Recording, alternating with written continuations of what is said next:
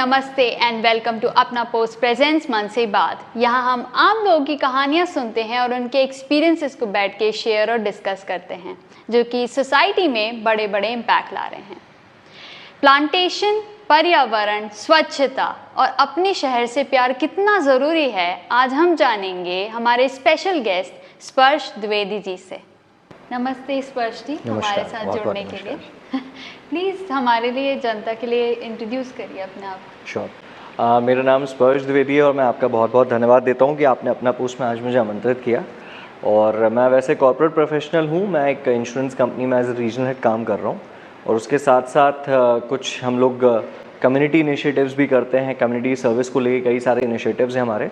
इसमें एक हमने ड्रीम भोपाल, ग्रीन भोपाल के इनिशिएटिव के साथ हमने 2019 में शुरुआत करी और कई भोपाल के सिटीजन्स उसमें हमारे साथ ज्वाइन इन हैं, जहां हम लोग भोपाल में कैसे वापस हम जिस लिए भोपाल जाना जाता है ग्रीनरी के लिए, कैसे उसको बना सकें और कैसे अपने सपनों का भोपाल, ड्रीम भोपाल बना सकें, उसके लिए हम काम कर रहे हैं। और उसी के साथ हम लोग भोपाल एक साथ टीम के माध्यम से ब्रांड भोपाल को कैसे प्रमोट किया जा सकता है, सो दैट आप सब देख रहे होंगे भोपाल में एज ए कैपिटल जो डेवलपमेंट की आवश्यकता है वो उसके थ्रू हम पूर्ति कर सकें और एक पॉजिटिव फोरम के थ्रू हम लोग सरकार पे अपनी मांगे रखें और उन चीज़ों को हम पूरा कर रहे हैं। सर, जैसे कि आपने बताया ड्रीम भोपाल, ग्रीन भोपाल के बारे में, वो एग्जैक्टली क्या चीज़ है? सो ड्रीम भोपाल, ग्रीन भोपाल अगर आप देखते हैं 2019 में हमने इसकी शुरुआत की थी। जैसे इस साल भी हम सब ने देखा कि बहुत गर्मी भोपाल में पड़ी और आज से 15-20 साल पहले, और जो लोग भोपाल में जन्मे हैं अगर वो देखते हैं तो पहले इतनी गर्मी कभी भोपाल में पड़ती नहीं थी। 41-42 मैक्सिमम टेम्परेचर होता था, बट इस बार अगर आप देखते हैं 46-47, और जिस तरह का मतलब ये एक बहुत बड़ा डेंट है हम सब के लिए कि जो हमारा शहर ग्रीनरी के लिए जाना जाता था और आज हमारा ग्रीन कवर बहुत कम हो गया है। सो 19 में मुझे रियलाइज़ हुआ कि कहीं ना कहीं हमें सिटीजन्स के पार्टिसिपेशन के साथ, सब स्केटर्ड वे में तो ये एक्टिविटीज़ कर ही रहे थे, बट अगर हम सिटीजन्स के पार्टिसिपेशन के साथ ये एक्टिविटी करवाएं जहाँ पे लोगों को जागरूक करें कि वो पेड़ लगाएं, इस चीज़ को करें, तो हमने एक पहले फेसबुक का ग्रुप फॉर्म किया जिस ग्रुप के माध्यम से हमने ड्रीम भोपाल, ग्रीन भोपाल की शुरुआत करी। कई लोगों के मन में ये बात थी और शायद वो ग्रुप उसका माध्यम बना जहाँ लोगों ने उसमें पार्टिसिपेट किया और 1.5 महीने की पूरी हमने ड्राइव करी और उसमें एक हमें निकल के आया कि भोपाल में उस टाइम पे अगर आप देखते हैं एक मेगा प्लांटेशन ड्राइव हमें करना चाहिए। और अगस्त 2019 में हम लोगों ने तब पूरा सिर्फ एक सोशल मीडिया इनिशिएटिव के थ्रू, सोशल मीडिया कनेक्शन के थ्रू 17 लोकेशंस पे 2100 पेड़ प्लांट करवाए। जो लोग उस ग्रुप में जुड़े थे उन लोगों ने ही उसकी रिस्पॉन्सिबिलिटी लेके उस चीज़ को किया। तो वहाँ से इसकी शुरुआत हुई और सब्सिक्वेंटली फिर हमने बीएमसी के साथ कई सारे काम इसके लिए किए।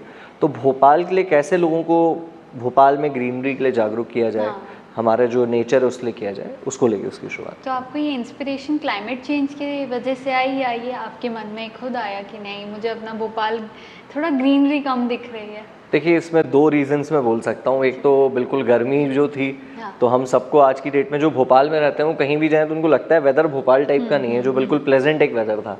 और अब भोपाल में जब उस तरीके का वेदर होने लगा तो एक बड़ा प्रॉब्लम लगने लगा। और जो अब न्यू दिल्ली की सिचुएशन अगर आप सब देख रहे हैं कि जिस तरह का वहाँ पे अब प्रॉब्लम्स हो रही हैं लोगों को, जो एयर क्वालिटी जो वहाँ पे डिप्लीट होती जा रही है, तो हम नहीं चाहते कि हमारा शहर उस तरफ आगे बढ़े। तो एक तो ये रीज़न था। दूसरा, मुझे लगा कि कम्युनिटी इनिशिएटिव के लिए भी मैं कुछ कर सकूँ, क्योंकि मेरी मदर भी काफ़ी कुछ सोशल वर्क में इन्वॉल्व है, तो उनसे भी इस पर इंस्पिरेशन मिली। फिर कुछ ग्रुप ऑफ फ्रेंड्स थे, हमने मिलकर इसको स्टार्ट किया और सिटीजन्स के साथ मिलके और भोपाल म्यूनसिपल कॉर्पोरेशन के सहयोग के साथ इसको फिर आगे बढ़ाया। आपकी और आपकी टीम ने 15,000 से ज़्यादा पौधे लगाए, प्लांट्स लगाए, तो ये आप लोगों ने कैसे मैनेज किया, कैसे ये इनिशिएटिव उठाया कि नहीं मुझे करना? देखिए, ये इनिशिएटिव अगर देखें तो किसी एक व्यक्ति का थॉट प्रोसेस था नहीं, सबका मिलके कंपोजिट एक थॉट प्रोसेस निकला कि हम मिलके कैसे एक इस तरह का अपना कुछ कंट्रीब्यूशन कर सकें। मतलब हर व्यक्ति ये बात करता है कि भाई हम अपने शहर में रह रहे हैं तो हमारी रोडें ऐसी हैं या हमारे शहर में ये नहीं है, वो नहीं है, पर मुझे लगता है कहीं ना कहीं हमें एज अ मतलब सिटीज़न ये भी पूछना चाहिए कि हमने अपने शहर के लिए क्या किया है। तो ये एक ऐसा शायद एक तरीका था कि जिसके थ्रू हम एक आने वाली जनरेशन के लिए भी कुछ कर सकते थे, तो उसके थ्रू हमने किया। तो पहले जैसे मैंने आपको बताया से ट्रीज इनिशिएटिव था, उसके बाद फिर हमने बीएमसी के साथ एक मेगा प्लांटेशन ड्राइव किया और फिर उसके बाद अगले साल जो मुझे समझ में आया 2 साल के मेरे एक्सपीरियंस से कि सर्वाइवल रेट प्लांट्स का कैसा है। और अगर आप देखें जो आजकल ग्रुप प्लांटेशन होते हैं 10 या 15% ही सर्वाइव होते हैं, क्योंकि हम नेटिव प्लांट्स नहीं देखते हैं। तो मुझे लगा क्यों ना ऐसी जगह पे प्लांट लगाए जाए जहाँ पे हम लोगों ने 3 चीज़ें आइडेंटिफाई करी। सबसे पहले वहाँ पे कवर्ड जगह होनी चाहिए, दूसरी चीज़ हमने आइडेंटिफाई करी कि वहाँ पे पानी होना चाहिए, और तीसरा हमने आइडेंटिफाई किया कि वो जगह पे कोई केयर टेकर होना चाहिए, क्योंकि अगर इन तीनों में से एक भी चीज़ नहीं है तो प्लांट फिर सर्वाइव नहीं करेगा। तो अगले बार जब हमने प्लांटेशन किया तो 4000 पेड़ हमने CISF, अपना इंडियन जो हमारा EME सेंटर है आर्मी का, BSF, सशस्त्र सीमा बल, इन सब में हमने लगवाए, क्योंकि वहाँ हमें श्योरिटी थी कि हमारे भारत के जवान इन सब का अच्छे से देखभाल कर लेंगे। तो ये अलग अलग फेजेस में हमने किया। इस साल भी अब हम इसका अभी अलग फेज़ में करना चाह रहे हैं। अब मुझे लग रहा है बल्क प्लांटेशन की जगह जो हमें ज़रूरत लगी वो ये लगी कि 10 पेड़ लगाने की जगह एक ही पेड़ लगाएं, लेकिन 6 फीट का लगाएं और पूरा उसको ट्री गार्ड के साथ लगाएं, ताकि अगर एक पेड़ को भी हमने बड़ा कर लिया तो we are able to do that. तो 10 पेड़ लगाते हैं, 1 या 2 बड़े हो रहे हैं, इससे अच्छा क्यों ना हम इसकी जिम्मेदारी लेंगे, एक ही को बनाए, उसको बड़ा करें। जी जी, हमें पता पड़ा कि आपने एयरपोर्ट रोड के पास मिनी फॉरेस्ट बनाया, तो ये वहाँ पे कैसे इम्पैक्ट लाया टुवर्ड्स द पीपल और टुवर्ड्स द एनवायरनमेंट? देखिए, इसमें भी मैं यहाँ पे सबसे पहले धन्यवाद देना चाहूँगा भोपाल म्यूनिसिपल कॉरपोरेशन का, जिन्होंने इसको एक पॉजिटिव इनिशिएटिव की तरह 2020 में लिया।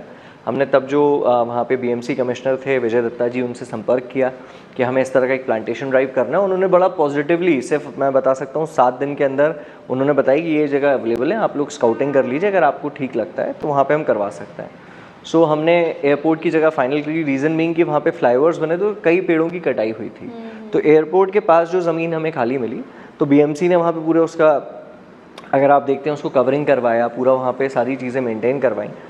तो हमें बस सिटीजन्स को जागरूक करके वहाँ पे लेके आना था। तो उस दिन मैं आपको ये बता सकता हूँ लगभग 500 से 700 भोपाल के सिटीजन्स ने मिलके 6000 पेड़ लगाए।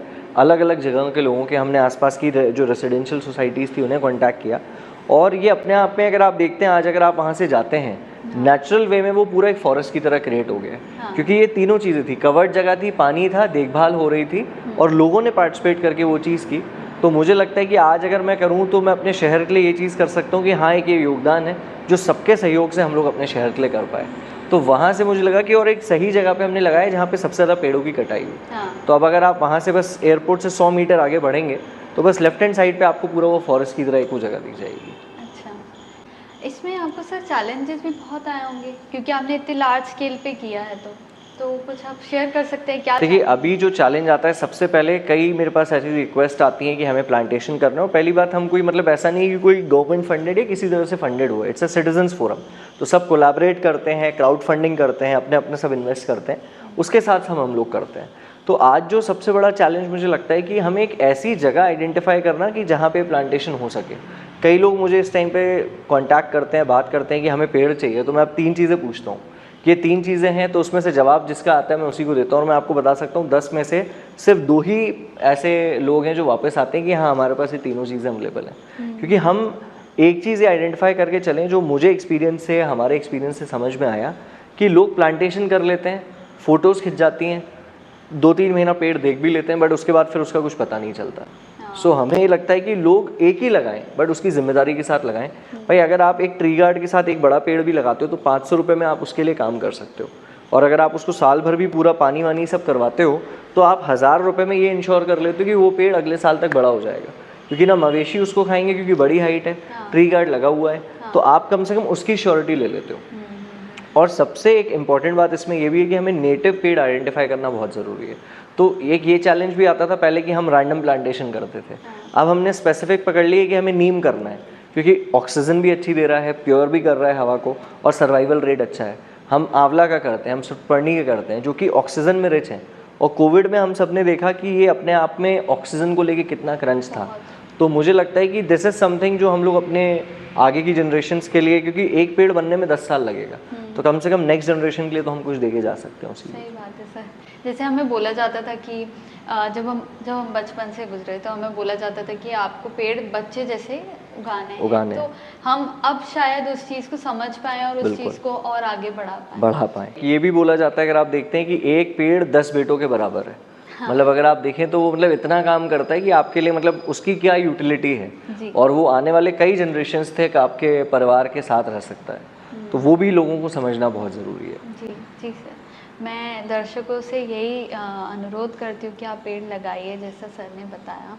सर, हमें ये भी मालूम पड़ा कि आप 2 बार नॉमिनेट हुए थे स्वच्छता एम्बेसडर के लिए भोपाल में, तो आपको कैसा फील हुआ उस टाइम पे? देखिए, पहली बात तो जब स्वच्छता एम्बेसडर के लिए नॉमिनेट हुआ तो मैं मतलब ड्रीम भोपाल ग्रीन भोपाल को क्योंकि रिप्रेजेंट कर रहा था, तो उसके माध्यम से ही हो पाए। और उसके लिए मैं सबसे पहले अपने ग्रुप, अपने फ्रेंड्स और सभी सपोर्टर्स का उस पर धन्यवाद दूंगा।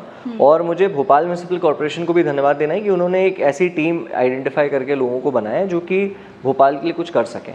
तो एक सेंस ऑफ रिस्पॉन्सिबिलिटी भी आई, एक ये भी जिम्मेदारी भी लगी कि भाई इतनी बड़ी अगर ये मिली है तो हमें कुछ जिम्मेदारी के साथ काम करना चाहिए। तो फीलिंग तो बहुत अच्छी थी, बट उसके साथ एक सेंस ऑफ रिस्पॉन्सिबिलिटी आई। और मुझे लगता है कि वहीं एक बात जो हम करते हैं कि स्वच्छता को लेके जागरूक करने के लिए, तो वो मुझे लगता है कि चैरिटी बिगिंस एट होम, तो हम अपने घर से ही उसकी शुरुआत करें। तो सबसे पहले हमने वो शुरुआत करी और उसके बाद ही फिर हम लोगों को बाहर कर सकते हैं। तो वहाँ से फिर हमने किया और 2 साल लगातार फिर हम लोग स्वच्छता ब्रांड एम्बेसडर रहे और कई सारे भोपाल म्यूनिसिपल कॉर्पोरेशंस के साथ हम लोगों ने काम किया। इनफैक्ट स्वच्छ एम्बेसडर्स ने मिलकर, अगर आप देखते हैं तो कोविड वेव में भी काफ़ी लोगों ने मिलकर काफ़ी काम किया है। तो भोपाल की स्वच्छता को लेके, भोपाल की रैंकिंग्स को लेके ये लोग हमेशा लोगों को जागरूक करते रहते हैं। और मुझे लगता है कि भोपाल के हर नागरिक का, क्योंकि अगर हम स्वच्छ रखेंगे तभी हम स्वस्थ रहेंगे, तो ये दोनों चीज़ें साथ में चलती है। स्वच्छता और स्वस्थ अगर आप देखते हैं तो ये दोनों को हम साथ में लेके उसके माध्यम से चल सकते हैं। सर, जैसा आपने कोविड के बारे में बताया, तो कोविड में आपने कौन कौन से काम किए अपार्ट फ्रॉम ग्रीनरी के? देखिए, कोविड में अगर हम देखें तो कहीं ना कहीं ग्रीनरी को लेके बहुत ज़्यादा काम हम फर्स्ट वेव में तो नहीं कर पाए, सेकेंड वेव में हमने फिर भी किया, जहाँ हमने जो कैंट एरियाज थे वहाँ पे उनके माध्यम से प्लांटेशन किया। बट कोविड में हम सब ने वापस क्राउड फंडिंग करके, लोगों से बात करके, क्योंकि कई लोग थे जो कुछ करना चाहते थे, तो अलग अलग माध्यम से हमने टीम्स डिवाइड करी, जहाँ पे कि एक टीम प्रोक्योरमेंट करेगी लोगों को जागरूक करके कि अगर वो कुछ करना चाहते हैं, किसी को खाना बंटवाना है या किसी को राशन की आवश्यकता है, कहीं अगर आप देखते हैं तो कपड़ों की आवश्यकता है, तो वो हमने उसमें मुहैया करवाया। एक टीम को उसकी मार्केटिंग के लिए सोशल मीडिया कैंपेन के थ्रू रन किया और एक थी जो जाके टीम वहाँ पे डिलीवर करती थी। तो सब ने अपने अपने पार्ट्स के वहाँ पे काम किए। और उसमें सबसे अच्छी चीज़ ये थी कि फर्स्ट वेव में जहाँ पे हम लोगों ने लोगों को ये सारी चीज़ें प्रोवाइड करवाई, अगेन वहाँ पे लोगों के घर से भी लोगों ने बहुत रिस्पांस किया। जब दैनिक भास्कर ने इस चीज़ को बीएमसी के माध्यम से कवर किया, और मुझे पहली बार जीवन में ऐसा शौक लगा कि मैं सुबह जब 8 बजे उठा तो मेरे फ़ोन पे 140 मिस कॉल थे। तो मुझे समझ में नहीं आया कि 14 मई 2020 की बात है। मैंने कि ऐसा हुआ क्या कि मतलब इतने सारे मिस कॉल पहली बार जीवन में आए हैं। और जब मैंने देखा तो पेपर में वहाँ पे मेरा नंबर छपा हुआ था कि भाई अगर आपको घर से अगर कुछ चीज़ प्रोवाइड करनी है तो इन्हें संपर्क कर सकते हैं, जो बीएमसी के थ्रू वहाँ पे करेंगे। तो पूरा एक चैनल सेटअप किया गया कि जिसके थ्रू ये हुआ। और 3 दिन में लगभग ऐसे ही 3 नंबर और थे, तो 450 से 500 कॉल्स मेरे पास ही आए थे। मतलब अगर मैं देखूँ पर डे के 450 से 500 कॉल्स आते थे, जहाँ पे लोग चाहते थे कि हम लोगों को, जैसे अगर आप देखते हैं माइग्रेंट लेबर्स बहुत जा रहे थे, तो उनके लिए किसी ने घर से अपना राशन बना के दिया, किसी ने जूते दिए, किसी ने अगर देखें तो घर का सामान दिया, ताकि उनकी जो जर्नी है वो ईजी हो सके। तो भोपाल ने अपना जो एक ह्यूमैनिटेरियन एंगल है वो भोपाल वासियों ने वहाँ पे ज़रूर दिखाया, और उसके थ्रू हमें काफ़ी मदद मिली। सेकेंड वेव में हमने प्लाज्मा के लिए काम किया, जहाँ पे लोग काफ़ी बाहर वेंचर आउट नहीं कर पाते थे, और ये हो रहा था कि लोगों को प्लाज्मा थेरेपी के लिए 8-8 घंटे लग जाते थे। तो वो भी हम लोगों ने डिस्ट्रिक्ट मैनेजमेंट, क्राइसिस मैनेजमेंट के थ्रू वहाँ पे हम लोग उसके पार्ट में रह के हमने इसके ऊपर काम किया। और जो व्यक्ति कोविड से डिस्चार्ज होता था वही प्लाज्मा डोनेट कर सकता था, तो उन्हें कॉल करके मोटिवेट कर सकते थे कि भाई आपको दूसरा जीवन मिला है तो आप किसी और को भी जीवन दे सकते हैं। तो जो 8 घंटे लगते थे वही चीज़ हम उसको मात्र 3 घंटे पे लेके आ गए थे, और लगभग 1 हफ्ते में 56 से ज़्यादा लोगों का प्लाज्मा डोनेट करवाया, और ईश्वर की कृपा से उसमें से 19 लोगों की जान भी बच पाई। बहुत बहुत बड़ी बात है सर, जो आपने इतना सारा काम किया कोविड के बीच में, बिकॉज कोई भी अपने आप को इन चीज़ों में आगे लाने के लिए घबराता है। सर, ये लेट्स ब्रांड भोपाल कैंपेन क्या है? देखिए, लेट्स ब्रांड भोपाल कैंपेन मेरे ख्याल से हर भोपाल वासी के दिल की आवाज़ है, और वो ये है कि हर भोपाल वासी कहीं ना कहीं जो भोपाल से ताल्लुक़ रखते हैं, यहीं पे पले हैं, बड़े हैं, जन्मे हैं, उन्हें लगता है कि भोपाल में आज विकास हो रहा है, अच्छा विकास हो रहा है, पर एक जो राजधानी के स्तर पे विकास होना चाहिए वो कहीं ना कहीं हम पिछड़ रहे हैं। अब अगर हम देखें तो आज हमारे भोपाल के कई ऐसे बच्चे हैं जिन्हें भोपाल छोड़ के बाहर जाना पड़ता है, और कोई ऐसा नहीं कि बाय चॉइस जा रहा है, उन लोगों को बाय फोर्स जाना पड़ रहा है, क्योंकि हो सकता है ग्रेजुएशन के बाद उनके जो स्किल सेट है या जो उनकी क्वालिफिकेशन है उसके रिक्वायरमेंट का जॉब उन्हें नहीं मिल पा रहा है। अब उसको अगर हम आइडेंटिफाई करते हैं तो कहीं ना कहीं बाकी कैपिटल से अगर हम कंपेयर करें कि आज से 20 साल पहले अगर भोपाल, जयपुर, लखनऊ, रायपुर अगर आप देखते थे ये पैरेलल थे, अहमदाबाद भी, बट 20 साल में अगर आप आज उन शहरों को और हमको देखते हैं एज अ कैपिटल तो मुझे लगता है भोपाल में अभी भी ग्रोथ की बहुत चांसेस हैं। तो इसलिए हमें लगा कि भोपाल को एज अ ब्रांड कैसे हम मार्केट कर सकते हैं, भोपाल की खुद की मार्केटिंग कैसे हो सकती है सिटीजन्स के माध्यम से, क्योंकि जो लोगों में एक था कि भोपाल में तो कुछ नहीं है या भोपाल में लोग बात करते हैं सिर्फ गैस ट्रेजेडी के लिए याद करते हैं। तो एक ये बदलाव लाना कि जब आप कहीं पे जाएं तो सबसे पहले भोपाल की अच्छाइयों के बारे में भी बताएं कि आज ये लिवेबल सिटी है, आज क्लीन सिटी है, आज हमारे पास इतना ओपन एरिया है, हमारे पास नेचुरल ब्यूटी है। हम अगर आप देखें तो बिल्कुल जो कम्यूटेशन टाइम है, ट्रैवलिंग टाइम है वो बहुत कम है। तो ये भी हम लोगों को बताएं कि जो एक्चुअल क्वालिटी ऑफ लाइफ है वो भोपाल में मिल रही है। तो हम सिर्फ नेगेटिव्स ना देखें। तो इसीलिए लोगों को जागरूक करने के लिए कि भाई भोपाल के पॉजिटिव्स भी लोगों को बताएं ताकि फाइनली यहाँ पे इंफ्रास्ट्रक्चर इन्वेस्टमेंट आए जो कि यहाँ के बच्चों को यहीं पे काम मिल सके, उन्हें बाहर जाने की आवश्यकता ना पड़े और हम एक कैपिटल के माध्यम से ग्रो हो सके। सर जैसे आपने इन्वेस्टमेंट के बारे में बताया तो हम इसको और किस तरीके से इन्वेस्टमेंट के लिए हम स्टेप्स ले सकते हैं, हम कैसे जागरूक कर सकते हैं लोगों को? देखिए सबसे पहले इसमें दो इसके फेजेस हैं। एक तो जो हमें एज अ नागरिक इसके लिए काम करना है और दूसरा अगर आप देखते हैं इसके लिए जो सरकार की अपने डुएबल्स हैं, सरकार अपने अपने स्तर पे काम कर रही है और हम भी कुछ हम लोगों ने मांगे लोगों से बात करके जो उसमें हमने निकाली हैं, जो हम लोगों ने उस पर रखा है, उसमें सबसे पहले हमने रखा है कि भाई भोपाल में as a capital cricket stadium ना होना अपने आप में एक बहुत बड़ी बात है कि हम एक कैपिटल हैं और वो भी ऐसी जगह जहाँ पे हमारे पास बहुत सारी जगह है। ऐसा नहीं कि जगह नहीं है, जगह बहुत है, आप चारों तरफ चले जाइए तो जगह ही जगह हमारे पास है। और हमारे पास क्रिकेट स्टेडियम ना होना, और आप सब देख रहे हैं आज की डेट में एक वर्ल्ड कप मैच है, एक IPL मैच अपने आप में एक इकोनॉमिक एक्टिविटी है, वो सिर्फ एक मैच नहीं है।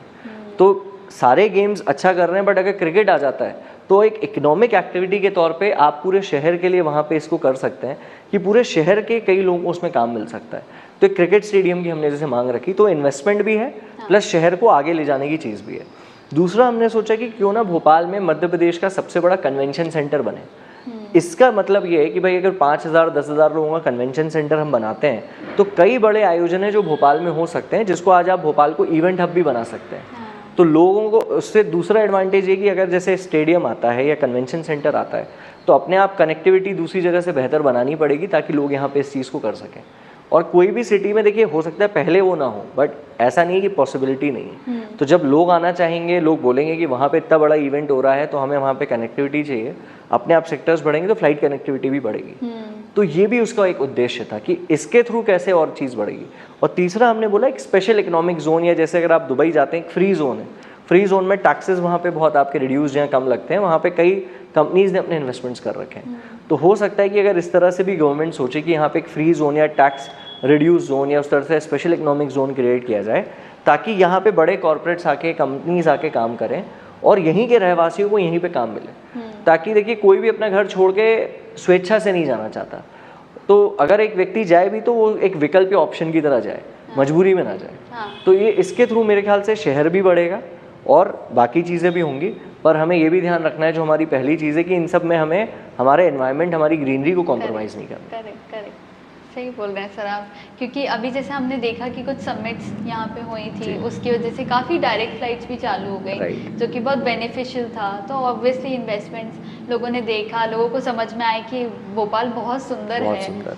और बहुत अच्छा आपने मैसेज दिया सर कि हमें ग्रीनरी नहीं भूलनी है उसके बीच। राइट सर, हम लोकल कम्युनिटीज़ को कैसे इंगेज कर सकते हैं इसमें इन्वॉल्व होने के लिए? देखिए सबसे महत्वपूर्ण बात है, आज अगर इसके लिए कोई भी जुड़ना चाहता है, मैं पहली चीज़ तो ये बता दूं, ये कोई सेल्फ प्रमोशन एक्टिविटी नहीं है किसी के लिए भी, ये एक शहर के लिए एक गतिविधि की जा रही है। तो उसमें वही लोग जुड़े जो शहर के लिए एक्चुअल काम करना चाहते हैं। मतलब अगर हम ये देखें तो हमें सबसे पहले ये देखना पड़ेगा कि भाई क्या मैं शहर के लिए जेन्युइन तौर पे काम करना चाहता हूँ। तो जो भी व्यक्ति जेन्युइन तौर पे शहर के लिए काम करना चाहता है, उसको लगता है कि हाँ मेरे योगदान से भोपाल बढ़ सकता है। और मतलब हम एक टैगलाइन यूज़ करते हैं कि भोपाल के विकास में ही हमारा विकास है, जब हमारा शहर बढ़ेगा तभी हम विकास कर सकते हैं। सो इसके लिए जो भी इसकी ओर काम करना चाहते हैं तो हमसे संपर्क कर सकते हैं। हमारे इसके लिए व्हाट्सएप ग्रुप भी है, फेसबुक पेज भी है लेट्स ब्रांड भोपाल का, और इसके लिए हमने बेस्ट का एक ग्रुप भी बनाया हुआ है। ड्रीम भोपाल, ग्रीन भोपाल के लिए भी हमने अलग से उसका फेसबुक एक पूरा ग्रुप बना हुआ है, उसमें आप कॉन्टैक्ट कर सकते हैं। और अगर किसी की भी जेन्युइन गतिविधि हमें पता चलती है तो उनसे हम संपर्क करके फिर उसको आगे बढ़ाते हैं। क्योंकि मुझे इतना समझ में आया पिछले अभी इतने सालों में कि जुड़ने के लिए जब कोई भी नई चीज़ शुरू होती है तो कई लोग बहुत आतुर रहते हैं, पर जब उनको दिखता है कि इसमें मेरे मतलब का कुछ नहीं है तो वो फिर उसमें नहीं रुकते हैं। जबकि मैं बता देता हूँ इसमें सिर्फ एक ही मतलब, वो है शहर का मतलब है। तो जो भी शहर के लिए निस्वार्थ रूप से काम करना चाहते हैं, जो भी चाहते हैं कि मैं शहर की ग्रीनरी में योगदान देना चाहता हूँ, शहर के विकास में योगदान देना चाहता हूँ, मेरा अपना कोई हित नहीं है, वो बिल्कुल आगे आएँ, बिल्कुल जुड़ें और उस चीज़ को हम बिल्कुल उनको अपने साथ जोड़ के इस मुहिम में आगे बढ़ा सकते हैं। सर आपने जैसे बेस्ट के बारे में बताया जी सर, एग्जैक्टली वो क्या चीज़ है, उसके अंदर आप क्या काम करते हैं? देखिए बेस्ट भी, जैसे हमने लेट्स ब्रांड भोपाल कैंपेन की हमने बात करी, तो लेट्स ब्रांड भोपाल कैंपेन को हमने जब प्रमोट किया, हमें लगा कि भोपाल की ज़रूरत है, तो हमने महापौर को और तब जब हमारे चिकित्सा शिक्षा मंत्री थे श्री विश्वास सारंग जी, उनसे हमने संपर्क किया, और क्योंकि भोपाल से मंत्री वही थे और उन्होंने भी इसको बहुत पॉजिटिवली लिया और मैं उनको धन्यवाद भी देता हूँ कि उन्होंने इस चीज़ को काफ़ी एक अच्छे रूप में भी, असर्टिव रूप में इसको आगे प्रस्तुत किया सरकार में। और उन्हीं के माध्यम से उन्होंने बोला कि इसको एक non political and non designation का एक फोरम हमें बनाना चाहिए जिसमें कि कोई पद ना हो, सबसे पहली चीज़, वरना हमेशा पद को लेके चीज़ रहती है। दूसरा नॉन पॉलिटिकल रहे ताकि हम एक न्यूट्रल तरीके से काम कर सकें। तो तब हमने सोचा कि एक ऐसा ग्रुप क्रिएट किया जाए जो भोपाल के लिए काम करे। तो फिर वो कॉइन होते होते टर्म निकला बेस्ट, भोपाल एक साथ टीम, तो वो अपने आप बेस्ट बन गया। इसके माध्यम से अलग अलग विधा के लोग जुड़े हैं, कोई इन्वेस्टमेंट से जुड़ा है, कोई इंफ्रास्ट्रक्चर से जुड़ा है, कोई इंडस्ट्री से जुड़ा है, कोई मेडिकल से जुड़ा है, कोई सोशल सर्विस से जुड़ा है, कॉर्पोरेट से जुड़े हैं, स्टूडेंट्स हैं, रिटायर्ड पीपल हैं जो भोपाल को लेके जेन्युइनली काम करना चाहते हैं। तो सबसे पहले तो हम उनको जागरूक करते हैं कि भाई अगर आज जैसे भोपाल में कोई भी नई चीज़ आ रही है, जैसे एक उदाहरण के तौर पे कोई भी चीज़ को ट्रेंड करने के लिए कई लोगों को उसको पोस्ट, रीपोस्ट और आज सोशल मीडिया पे करना पड़ता है, तो उसके अलग अलग हमने चीज़ें बना दी कि भाई भोपाल की कोई चीज़ अगर हमें हाईलाइट करनी है तो हम कैसे उसको हाईलाइट कर सकते हैं। तो वी ट्राई टू आइडेंटिफाई जो न्यूज़ आर्टिकल्स आते हैं जो हम पुश कर सकते हैं, ताकि इंटरनेशनली भी जो भोपाल की छवि है वो सिर्फ गैस ट्रेजेडी की ना रहे, लोग भोपाल को उसकी नेचुरल ब्यूटी के लिए भी जाने कि कितना ब्यूटीफुल शहर है, वो भी लोगों को पता चले। तो उसके थ्रू हम लोगों को जागरूक करते हैं, वो फिर अपने अपने सबसेट्स में लोगों को बताते हैं और उसी को हम मैसेज को पेनिट्रेट करवाते हैं। सेकेंडली इसमें हम अब एनआरआईज़ को भी कांटेक्ट करके एक एनआरबीज़ करके, नॉन रेजिडेंट भोपाली करके भी हम लोग उसके लिए कॉइन कर रहे हैं टर्म, जिनको हम संपर्क करें और जो भी एनआरआईज़ भोपाल से रिलेटेड हैं और भोपाल के लिए कुछ करना चाहते हैं उनको भी हम जोड़ के चाहते हैं। क्योंकि देखिए क्या है कि आज अगर कोई जापान में बैठा है, उसको नहीं पता भोपाल क्या है, बट अगर वहाँ पे अगर हमारा कोई भोपाल का बंदा बैठा है और अगर वो जाके बताता है मेरे शहर में ऐसा ऐसा है, तो जब भी वो इंडिया विजिट प्लान करते हैं तो हो सकता है कि सेंट्रल इंडिया में आके भोपाल भी आ जाए। और टूरिज्म अपने आप में एक बहुत बड़ा सेक्टर है जहाँ पे अगर आप देखिए आज हम टूरिज्म को लेके बहुत प्रमोट कर सकते हैं। सो ये हमारे लिए अपने आप के एक ब्रांड एम्बेसडर है, they are the brand ambassadors of Bhopal, जो कि इस तरह से इस पे काम कर सकते हैं। बट अभी क्योंकि बड़ा नेसेंट फेज़ है, सब लोग अपने अपने काम में ऑक्यूपाई हैं, उसके बाद सब इसके लिए समय निकालते हैं और फुल फ्लेजेडली भी हम इसको करेंगे। सर इतना सब कुछ आपने किया, सबसे सेटिस्फाइंग या रिवॉर्डिंग चीज़ आपके लिए अब तक क्या रही? देखिए सबसे सेटिस्फाइंग एंड रिवॉर्डिंग चीज़ तो एक, जैसे मैंने मिनी फॉरेस्ट का बताया जो हमने क्रिएट किया ताकि कि मैं शहर के लिए कुछ कर पाया, और एक एक्सपीरियंस है जो मैं आप लोगों से शेयर करना चाहूँगा, विच इज़ बेसिकली कोविड का ही एक एक्सपीरियंस है जो मैं आप लोगों से शेयर करूँगा। कोविड में अगर आप देखते हैं कई क्वारंटाइन एरियाज़ भी थे। क्वारंटाइन एरियाज़ में ये था कि वो लोग बाहर नहीं निकल सकते थे। तो बुधवारा में एक फैमिली थी, देवर ट्राइंग की, उनके पास कई शूज़ थे और कुछ चीज़ें थी, उनके ब्रदर थे जो दुबई जा चुके थे और उनके लिए उनकी कई चीज़ें थी जो वो देना चाहते थे, बट क्योंकि क्वारंटाइन एरिया में थे तो वो जा नहीं पा रहे थे और हम लोग with permission from the authorities जाके वहाँ पे डिस्ट्रीब्यूट करते थे। तो उन्होंने हमें संपर्क किया कि भाई आज हमारा, उस दिन हमारा फूड ड्राइव था कि जाके हम इसे फूड डिस्ट्रीब्यूट कर रहे हैं। उस दिन हमारा कुछ भी ऐसे कपड़ा या कुछ भी जूते का ड्राइव नहीं था, बट उन्होंने इंसिस्ट किया। तो उनके यहाँ से किसी ने आके मुझे एक शूज़ का पैकेट दे दी कि इसमें नए शूज़ हैं जो बचे हुए हैं। तो हमने कहा चलो आज ले जाते हैं, वैसे तो फूड ड्राइव है बट इसको रख देंगे। तो ले जाके हमने वहाँ पे रखा। लगभग हम लोग जब अपनी फूड ड्राइव कर रहे थे, एक 74-75 साल के एक वृद्ध व्यक्ति थे जो आए, नंगे पैर, पैदल, पूरे पैर से खून रिस रहा था। वो आए, उनको हमने खाना और पानी ऑफ़र किया और उसके बाद हमने पूछा कि बाबा आपको और कुछ आवश्यकता है? तो उन्होंने बोला कि मैं सागर से यहाँ तक पैदल आया हूँ और मुझे यहाँ से इंदौर पैदल जाना है, तो मेरे पास कोई साधन नहीं है, पैसे नहीं है, बट अगर मेरे काम के लिए अगर कुछ जूते वूते मिल जाएं तो शायद मेरा काम आसान हो जाएगा। और जो जूते उस दिन हम लाए थे, उस दिन शायद वो भगवान ने ही हमें माध्यम बनाया। वो जो जूते उनके ब्रदर के थे वो उनके साइज़ के निकले और वो जूते पहन के फिर हो गए। तो मेरे ख्याल से वो अपने आप में मुझे लगता है एक बहुत ही सेटिस्फाइंग एक्सपीरियंस था कि भगवान ने हमें शायद उस चीज़ के लिए चुना कि जो एक फैमिली वहाँ पे थी, मैं उनका नाम भूल रहा हूँ, आफरीन या कुछ मैम थी जो इसमें थी, उन्होंने उसको प्रोवाइड किया, हम वो माध्यम बने और उस व्यक्ति तक वो चीज़ पहुँची। तो शायद वो ईश्वर ने ही उनके लिए सारी चीज़ें की थी कि वो इतना कुछ सह के आ रहे थे और आगे उस चीज़ को वो कैसे उनकी जर्नी आसान कर सके। तो भगवान ने कहा चलो कुछ नहीं तो हम इनको माध्यम बना देते हैं। तो वो मेरे आप में एक मेरे लिए एक बहुत सेटिस्फाइंग एक्सपीरियंस था। भगवान मदद कर देता है कहीं ना कहीं से। बिल्कुल। सर आप बता सकते हैं, कुछ गाइडेंस दे सकते हैं कि किसी को ऐसी कम्युनिटी या ऐसे ड्राइव्स अगर आगे बढ़ाने हैं तो वो कैसे कर सकते हैं, स्टार्ट कहाँ से? देखिए सबसे पहले अगर आपको कोई भी कम्युनिटी या ऐसा ड्राइव आपको अगर स्टार्ट करना है तो फर्स्ट एंड फॉरमोस्ट थिंग ये कि आपको सबसे पहले अपना थॉट प्रोसेस क्लियर करना पड़ेगा कि आप ये क्यों करना चाहते हो, उसका एंड ऑब्जेक्टिव क्या है। और कई चीज़ें ऐसी होती हैं कि प्लानिंग बहुत अच्छी होती है बट हम एग्जीक्यूशन में पिछड़ जाते हैं। और दूसरा उसमें फिर किसी न किसी का पर्सनल स्वार्थ आ जाता है। तो अगर आप पर्सनल स्वार्थ अलग रख के इस चीज़ को इस तरह से देखते हैं कि मैं भाई इसको लॉन्ग रन में सस्टेनेबिलिटी के हिसाब से करना चाहता हूँ, तो एक सही टीम, सही दिशा, सही विजन, अगर ये 3 चीज़ें आपको मिल जाती है और निस्वार्थ भाव के साथ आप करते हो तो अपने आप लोग आपसे जुड़ेंगे और अपने आप सब आपके साथ काम करेंगे। तो मुझे लगता है कि ये 4 बातें अगर मिल जाती हैं तो कोई भी अपनी कम्युनिटी इनिशिएटिव के साथ स्टार्ट कर देता है। बट सबसे एक महत्वपूर्ण बात यह है कि लोग स्टार्ट तो कर जाते हैं बट कभी अगर उस पर सक्सेस नहीं मिलती तो वहीं पे शट डाउन कर देते हैं कि यार इस पर काम नहीं हो रहा। बट मुझे ऐसा लगता है, जो एक राज कपूर जी का डायलॉग था, the show must go on. तो कैसा भी हो, भले ही एक दिन कुछ भी ना हो या अगले दिन कुछ भी ना हो, जैसे अभी इस साल तक अभी हम लोग प्लांटेशन नहीं कर पाए क्योंकि सबके एंगेजमेंट्स थे। बट मुझे पता है जैसे अब इस साल मैंने ये रखा कि मुझे 4000 पेड़ नहीं लगाने, मैं शायद इस मानसून में 50 या 100 पेड़ ही लगाऊंगा। बट जैसे मैंने आपको बताया कि 6 फीट कवर्ड और ऐसी जगह जहाँ पे उसको कोई दिक्कत ना हो, तो वैसे ही हम करेंगे। तो वो एक सेटिस्फाइंग अपनी चीज़। तो मतलब हम भेड़ चाल का हिस्सा ना बने, हम भले ही एक छोटा सा कंट्रीब्यूशन दें और उसके पीछे ना जाएं कि इसमें एकदम से मेरे 5 लाख लोग जुड़ गए, 10 लाख लोग जुड़ गए। शायद हो सकता है 10 लोग मिलके भी वो काम कर सकते हैं जो 5 लाख लोग मिलके ना कर पाए। तो वो मेरे ख्याल से आप एक टीम बनाएं, अपने हिसाब से काम करें और अच्छा काम करेंगे तो अपने आप सबकी नज़र में आएंगे। सही बात है सर। आप बैलेंस कैसे करते हैं अपनी वर्क लाइफ, प्रोफेशनल लाइफ? ये एक अच्छा क्वेश्चन है, ये अपने आप में एक अच्छा क्वेश्चन है और मेरे लिए भी ये क्वेश्चन है कि मैं कैसे कर पा रहा हूँ। देखिए क्योंकि क्या होता है, मोस्टली ये सारे काम हम संडेज़ को ही कर पाते हैं और बाकी तो क्योंकि प्रोफेशनल लाइफ के चलते प्लानिंग वाला पार्ट हम लोग वीकडेज़ पे कर लेते हैं क्योंकि सब मैं अगर देखूँ तो सुबह 9 से 7 में तो सब अपने जॉब में ही हैं। उसके बाद जो भी हमारी प्लानिंग वाली एक्टिविटीज़ हैं हम ओवर द वीकडेज़ करते हैं और सबके इनिशिएटिव के साथ, सहयोग के साथ फिर वीकेंड्स पे उसको एग्जीक्यूट करते हैं। बट पहले ऐसा होता था कि हर वीकेंड पे कुछ करना है, अब हमने सोचा कि ज़रूरी नहीं हर वीकेंड पे करें, बट अगर एक भी वीकेंड पे करें तो ऐसा करें जो अच्छा काम हो सके, अच्छा हो, बड़ा हो और ऐसा हो जिसके लिए हमें सेटिस्फैक्शन मिले।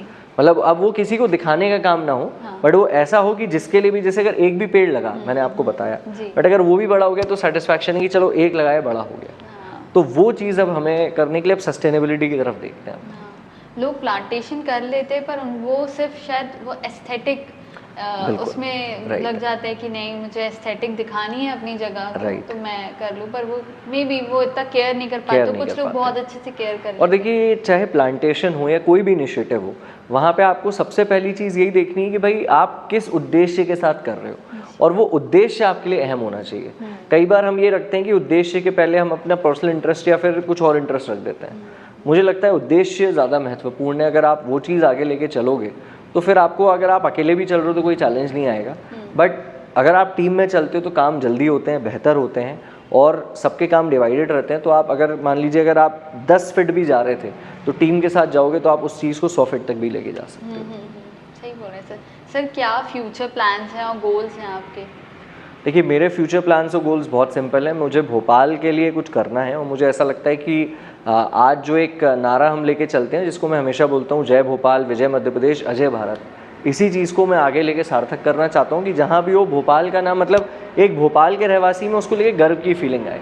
और कई ऐसे भी लोग मैंने देखे हैं कि जो भोपाल से बाहर निकल जाते हैं और आज जाके अगर आप उनकी फेसबुक प्रोफाइल चेक करते हैं तो फ्रॉम दिल्ली, मुंबई या कहीं और मिलता है, वो भोपाल नहीं लिखते हैं। तो आज वो गर्व हमें लोगों को देना बहुत ज़रूरी है कि जो गर्व से लिख सके कि मैं भोपाल से हूँ। तो लोगों में वो फीलिंग आना बहुत ज़रूरी है और मुझे लगता है कि ये एक लंबा प्रोसेस है। मैं एक रात में तो ये चेंज नहीं कर पाऊँगा, but over a period of time ज़रूर लोगों में एक ये चीज़ आएगी और लोग उस चीज़ को गर्व के साथ कहेंगे कि yes we are from Bhopal, we love Bhopal and we actually belong to that city. And similarly दूसरा मुझे लगता है उद्देश्य कि आज जो भोपाल में भी हम सब देख रहे हैं, और कई मैं अभी इसके लिए जो यहाँ के हमारे नागरिक हैं उनको धन्यवाद भी देना चाहता हूँ जिन्होंने यहाँ पे अभी पेड़ों की कटाई बचाई है। तो पेड़ लगाने से ज़्यादा उनको बचाना भी बहुत महत्वपूर्ण है। तो आप सब इस मुहिम से आगे जुड़ें, ये ना देखें कि कौन जुड़ रहा है कौन कर रहा है, बट शहर के लिए जुड़ जाएं। फिर आप अपना ये ना देखें आप किस पॉलिटिकल पार्टी से हैं, किस राजनीतिक संगठन से हैं, या किस आप गैर राजनीतिक संगठन से हैं, या आप किस उससे हैं। अगर कोई भी शहर के हित की बात है तो मुझे लगता है सबको साथ में लेके आगे बढ़ना ज़रूरी है, और इसी उद्देश्य के साथ मैं भी आगे काम करूँगा।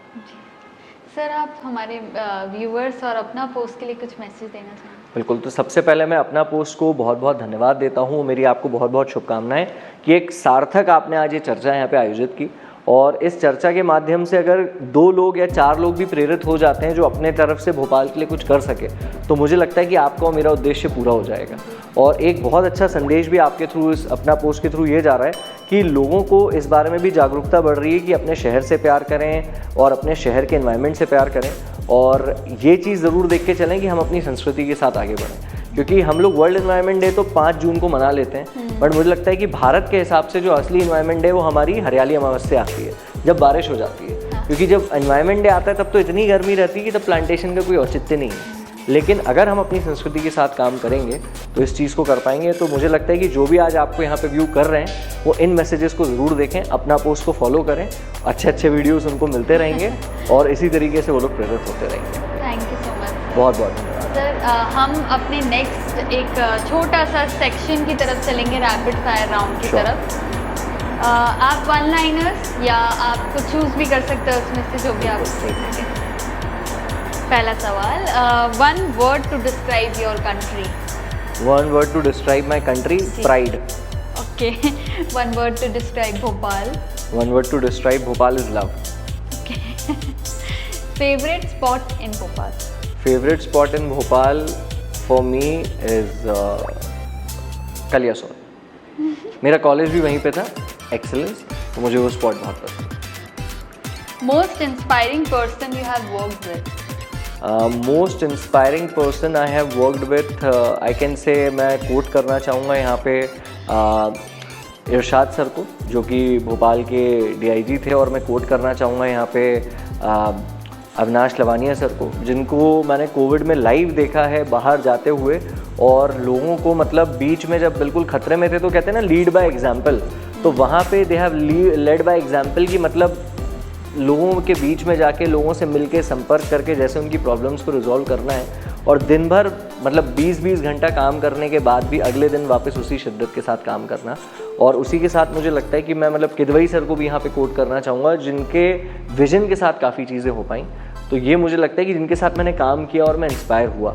और फाइनली अगर मैं देखूँ भोपाल में अगर कोई लीडर इंस्पायर करते तो मुझे विश्वास सारंग जी बिल्कुल इंस्पायर करते हैं, क्योंकि वो यूथ से भी कनेक्ट करते हैं, उनका विजन भी भोपाल को लेके काफ़ी अच्छा है, और सबसे अच्छी बात यह है कि वो एक प्रोग्रेसिव माइंडसेट के साथ यहाँ के लिए सोचते हैं। तो इन तीनों के साथ मैंने काम किया और मुझे इन चारों के साथ मुझे काफ़ी अच्छा लगा, तो they inspire me a lot. One piece of advice for young generation. I think one piece of advice for young generation for me is I think हमें थोड़ा सा कमिटेड होने की ज़रूरत है, और थोड़ा सा लेस इम्पेशेंट होने की ज़रूरत है, और कम इमोशनल होने की ज़रूरत है। अगर ये 3 चीज़ें हम कर जाते हैं, थोड़ा सा कमिटमेंट लेवल बढ़ा लेते हैं, थोड़ा सा हम ज़्यादा पेशेंस बढ़ा लेते हैं, और थोड़ा सा अगर हम देखें तो इमोशंस अपने कंट्रोल में करते हैं, तो मुझे लगता है कि हम काफ़ी कुछ कर सकते हैं। और सबसे इम्पॉर्टेंट बात यह है कि जो मैंने स्टार्टिंग में कहा था कि हमें ये भी देखने की ज़रूरत है कि हम जिस शहर में रह रहे हैं, हम जिस देश में रह रहे हैं, हम जिस प्रदेश में रह रहे हैं, हम उसके लिए क्या कर पा रहे हैं। क्योंकि यहाँ पे भी कई बार मैं देखता हूँ कि लोग जो बाहर चले जाते हैं वो फिर यहीं पे इन्वेस्टमेंट्स नहीं कर पाते, बाहर चले जाते हैं, भोपाल के लिए कुछ नहीं कर पाते। तो आप ये ज़रूर सोचें कि जिस शहर से आप पले बड़े पढ़े हैं उसके लिए आप क्या कर पा रहे हो, एक बार ये अपने दिल में ज़रूर सोचें। सर, क्योंकि आप भी ग्रीनरी को प्रमोट करते हैं, हम भी ग्रीनरी को प्रमोट करते हैं, तो मैं आपको एक छोटा सा गिफ्ट अपनी तरफ से, अपना पोस्ट की तरफ से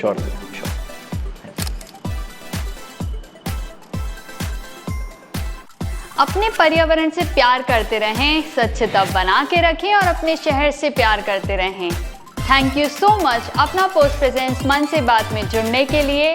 do like share and subscribe to our YouTube channel अपना पोस्ट। धन्यवाद।